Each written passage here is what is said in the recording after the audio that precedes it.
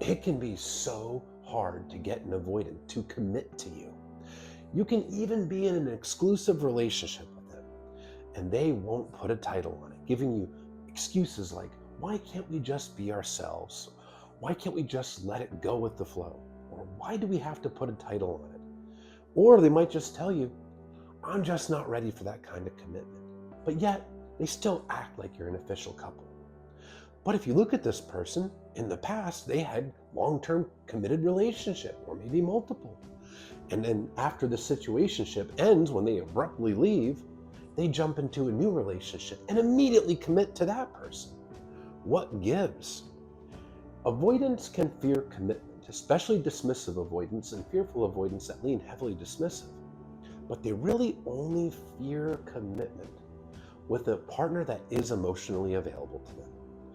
There's a pressure that they experience with an emotionally available partner, an unspoken pressure to be vulnerable in return because this person's vulnerable with them, a pressure to be emotionally available in return, a pressure, a pressure to open up, a pressure to really engage emotionally in the relationship. That causes the avoidant to feel unsafe. So there is a very specific circumstance where they can commit and stay in a long-term relationship. It's when they have a partner that is also emotionally unavailable, either another avoidant or maybe a narcissist or someone along those lines that is not emotionally available. That will allow the avoidant to feel safe because there's no threat of emotional intimacy in that relationship. It's superficial, it's surface level, it feels safe.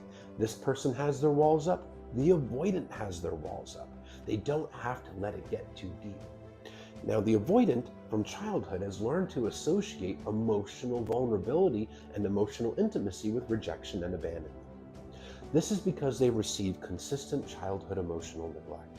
They were not given love and nurturing in the way that they needed, often growing up in households where you don't talk about feelings.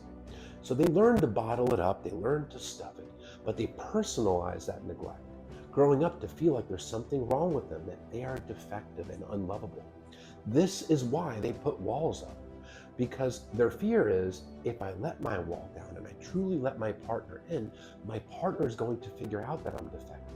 They're going to figure out that I'm worthless and unlovable, and they're going to reject and abandon me. So, being in a relationship with a person that treats them well, that gives them consistency and love, that is emotionally available for them feels very unsafe, because that means they're going to get rejected and abandoned. But when they're in a relationship with a partner that is emotionally unavailable or even toxic, it feels safe to the avoidant because there is no threat of rejection and abandonment because they get to keep their walls up, which causes them to feel safe. They don't have to lower their walls for this person. Plus, if they get rejected and abandoned by the partner that's consistent and loving, that will be devastating. One of the fears that the avoidant has is, I will open up my heart and love this person too much, but I'll inevitably disappoint them and the heartbreak will be unbearable. So they push this person away to keep themselves safe.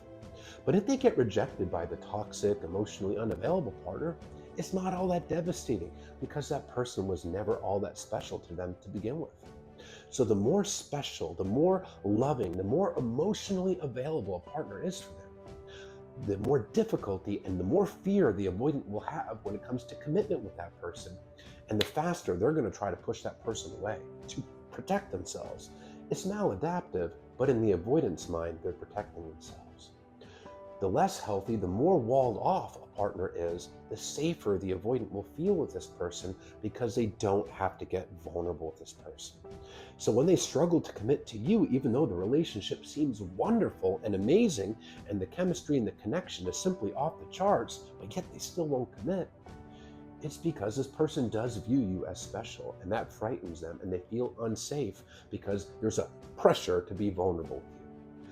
But they can immediately commit to someone new, or maybe had a long-term relationship in the past, but it's probably a toxic partner they had that long-term relationship with, because toxicity equates to emotional unavailability. Emotional availability requires the ability and willingness to empathize with your partner, to care about their feelings, their wants, their needs. Generally, toxic people are not really ones to empathize, and they're not able to form that deep emotional bond and connection that's required with emotional availability. So that person feels safe. That person doesn't trigger the avoidance wounds. That person doesn't cause them to feel anxiety because there's no threat of intimacy. It's not anything you did wrong. It's actually the opposite. They viewed you as someone special. And because you're special, because they hold you in high regard, you become unsafe to them. It's a reflection of their unhealed wounds and their childhood emotional neglect, their insecurities. It's not a reflection of you, your worth, or anything that you did wrong.